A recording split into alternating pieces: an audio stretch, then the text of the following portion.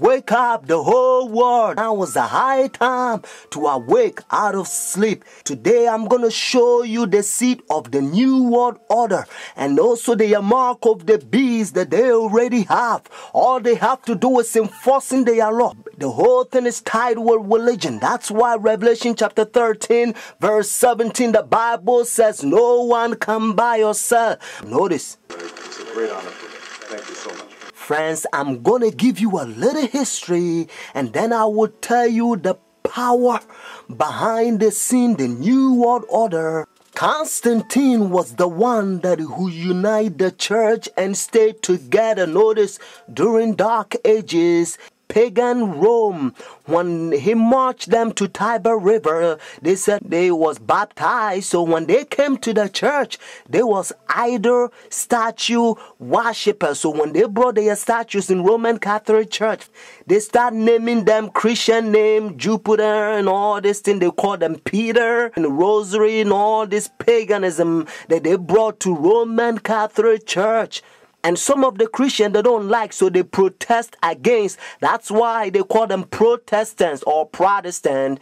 So they set up their Jesuit order during 1500. The reason they set their Jesuit order is to destroy the Christians that they protest against their paganism. They also infiltrate the state to control the whole world because they find out that their Jesuit order is powerful. And then the Jesuits, they created Masons, and now they got Skull and Bones, Illuminatis, all them secret societies, friends. They control the whole world. And whether it's Obama and all them powers, they all belong to secret societies. I love everybody. I don't have a choice if I want to go to heaven, but I got to tell you the truth because the whole thing is tied with Bible. The church and state is going to unite in the last days, and they will bring the mark of the beast that the Bible says. So notice. You came from circumference handing them. I did, your old country. Yes. And it was successful. Successful? We have some decisions. It's not so easy in this course. The Iraq War has been another foreign policy challenge, beginning with John Paul's papacy. Other foreign policy priorities for Benedict include pushing for peace in the Holy Land and decrying rising secularism in Europe.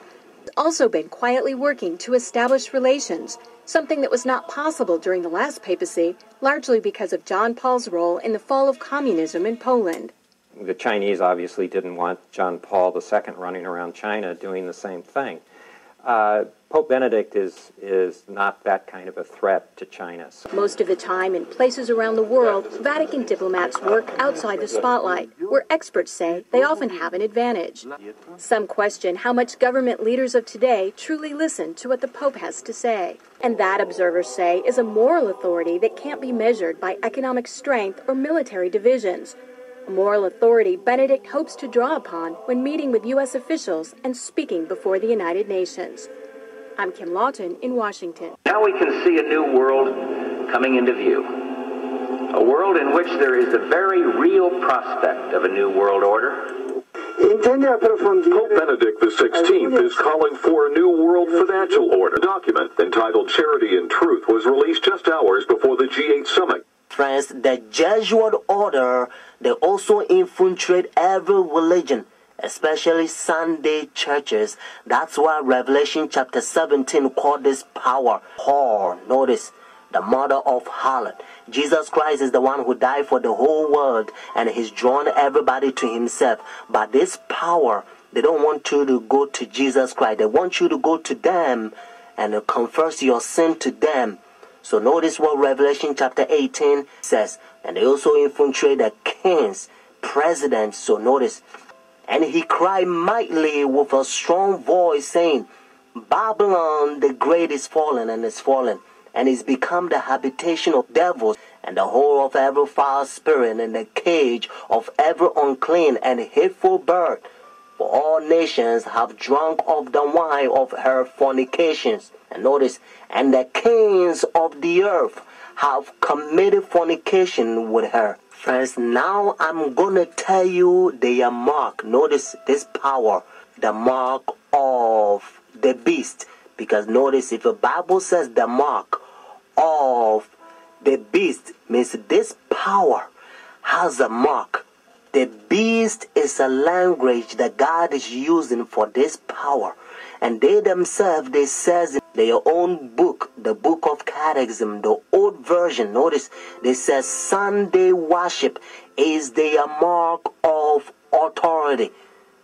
The new version, they don't use the word authority, but at least, thank God, they still admit it. Even the new version of Catechism, they still says they changed the Sabbath from Saturday to Sunday. Friends, the mark of the beast is not worldly speculations that sometimes you hear. Some people says, well, it's computer chip, but unfortunately you don't find in the Bible.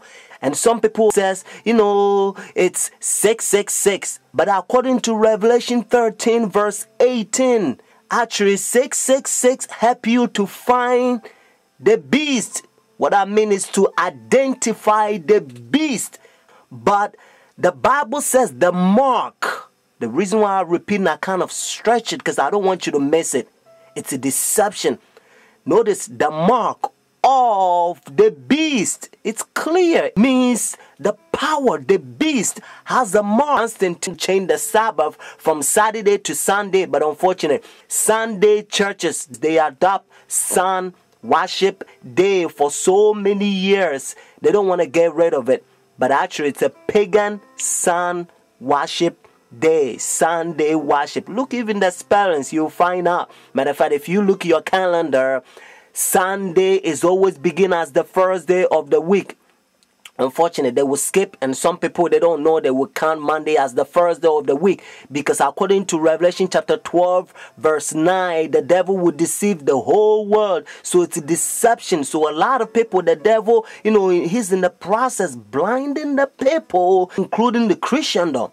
Friends, if you go to church Sunday, notice the first day church, now you don't have the mark of the beast according to Revelation 14 and 13 unless the law is enforced. That's why now you hear different country, they try to forcing the people to not sell or do anything on Sunday because they try to enforce the law. But according to Bible, notice United States is the one who's going to cause the whole world to worship the beast. Their sun worship day means Sunday worship according to Revelation 13. So whenever United States enforce the law, then every country also going to enforce because they control the whole world. Every president, they on the Roman Catholic Church. Friends, Saturday is always the Sabbath, the seventh day of the week. And that's why the Bible says the seventh day is the Sabbath. Jewish nation, even though I'm not Jewish, they still keep the Sabbath Saturday. And also encyclopedia, you will find it even different language. If you speak Spanish, Sábado means Saturday. You can also find in the Bible, according to Genesis chapter 2, verse 2 to 3, you're going to find out that God created heaven and the earth 6 days, and the seventh day he rested. And that seventh day, it's Saturday. And then Jesus Christ, remember, when Adam and Eve they sinned, Jesus Christ came to redeem our soul, and he finished his work 6 days, Friday afternoon. Remember, that's why they call it Easter Friday or Good Friday. It says it is finished Friday, and then he rested Saturday, just like he rested Genesis chapter 2 verses 1 to 3. And Sunday, the early day in the morning, you will find in the book of Luke chapter 24 verses 1 to 3.